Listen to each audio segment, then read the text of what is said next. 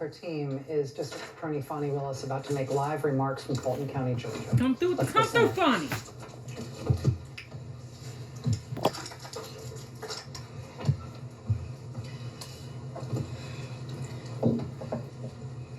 Thank you for joining us.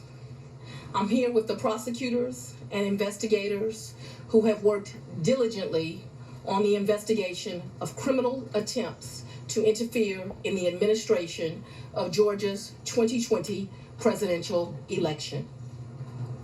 Today, based on information developed by that investigation, a Fulton County grand jury returned a true bill of indictment, charging 19 individuals with violations of Georgia law arising from a criminal conspiracy to overturn the results of the 2020 presidential election in this state. The indictment includes 41 felony counts and is 97 pages long.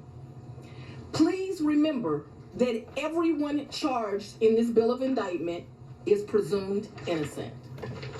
Specifically, the indictment brings felony charges against Donald John Trump, Rudolph William Louis Giuliani, John Charles Eastman, Mark Randall Meadows, John Cheeseborough, Jeffrey Clark, Jenna Lynn Ellis, Ray Stallings Smith III, Robert David Cheeley, Michael A. Roman, David James Schaefer, Sean Micah Tresher Steele, Stephen Cliffgard Lee, Harrison William Prescott Floyd, Travion C. Cootie, Sydney Catherine Powell, Kathleen Austin Latham, Scott Graham Hall, and Misty Hampton, also known as Emily Misty Hayes.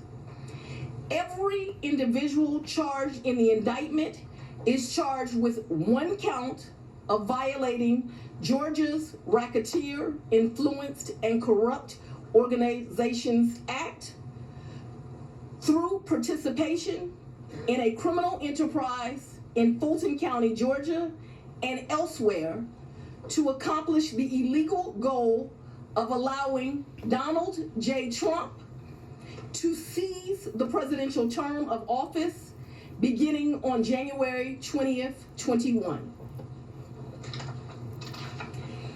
Specifically, the participants in association took various actions in Georgia and elsewhere to block the counting of the votes of the presidential electors who were certified as the winners of Georgia's 2020 general election. As you examine the indictment, you will see acts that are identified as overt acts and those that are identified as predicate acts, sometimes called acts of racketeering activity. Overt acts are not necessarily crimes under Georgia law in isolation, but are alleged to be acts taken in furtherance of the conspiracy. Many occurred in Georgia, and some occurred in other jurisdictions and are included because the grand jury believes they were part of the illegal effort to overturn the results of Georgia's 2020 presidential election. The acts identified as predicate acts or acts of racketeering activity are crimes that are alleged to have been committed in furtherance of the criminal enterprise. Acts of racketeering activity are also charged as separate counts in the indictment against those who are alleged to have committed them. All elections in our nation are administered by these states, which are given the responsibility of ensuring a fair process and an accurate counting of the votes. That includes elections for presidential electors, Congress, state officials, and local offices. The state's role in this process is essential to the functioning of our democracy. Up next for what he did to Georgia, Stacey Abrams. like every state, has laws that allow those who believe that results of an election are wrong, whether because of intentional wrongdoing or unintentional error, to challenge those results in our state courts. The indictment alleges that rather than abide by Georgia's legal process for election challenges, the defendants engaged in a criminal racketeering enterprise to overturn Georgia's presidential election results. Sure did. They thought that they were the Subsequent Godfather. to the indictment, as is the normal process in Georgia law, the grand jury issued arrest warrants for those who are charged. I am giving the defendants the opportunity to voluntarily surrender no later than noon on Friday, the 25th day of August, 2023. I would have gave him till tomorrow, but okay, girl. That an indictment is only a series of allegations based on a grand jury's determination of probable cause to support the charges. It is now the duty of my office to prove these charges in the indictment beyond a reasonable doubt at trial. I would like to take a moment to thank the Superior Court Clerk, Shay Alexander, She's giving all and her these staff explanations for because staying of late all the and Trump making sure that sycophants this indictment and was their processed. threats. I would also Since her like to thank investigation the was made men and public. women of Sheriff Labatt's office for keeping the courthouse open, but most importantly for keeping us safe over the weeks and months that have led up to this indictment. Say that. And Come on. for what I know they will continue to do to keep us safe.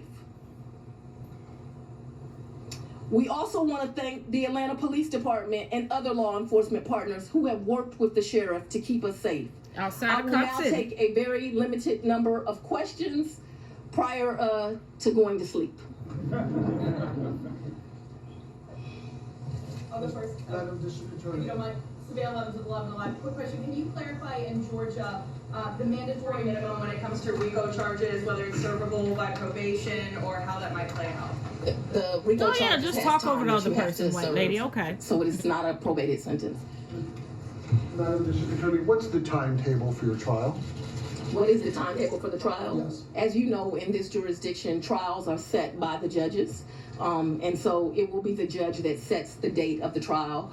This office will be submitting a proposed scheduling order within this week. However, that will totally be at the discretion of the judge. And You're the fourth jurisdiction now to indict Donald Trump. Do you believe you need to be the fourth one to try him, or could you move it up? Do you want to be the first to try him? Did y'all not just hear that the don't have judges any determined desire that? to be first or last. I want to try him and be respectful for our sovereign states. We do want to move this case along, and so we will be asking for a proposed order that occurs a trial date They're within the Fulton next 6 County. months. What do black folks say? There was earlier today. There was a fictitious document, according to the Fulton County Clerk's office, that was circulated online with charges against former President we Donald got some Trump. melons. That fictitious document matched exactly the charges that we now see in this indictment. Can you tell us more about that document leak? Oh, Because you're a now you bitch. have the former president's lawyers who are saying this is emblematic of a serious problem. Oh, and with you're your stupid. office. You No, I don't can't tell you realize that anything Trump and his about, team what would you leak refer fake to. shit. What I can tell you is that we had a grand jury here in Fulton County. Jesus. They deliberated till almost 8 o'clock, if not right after 8 o'clock. An indictment was returned. It was true billed, and you now have an indictment. I am not an expert on clerks' duties or even administrative duties. She's I wouldn't also know how to not work an that expert system, and on so I'm Trump's not gonna bullshit. You know what? speculate. Let me go ahead and Next get this question. posted. All right.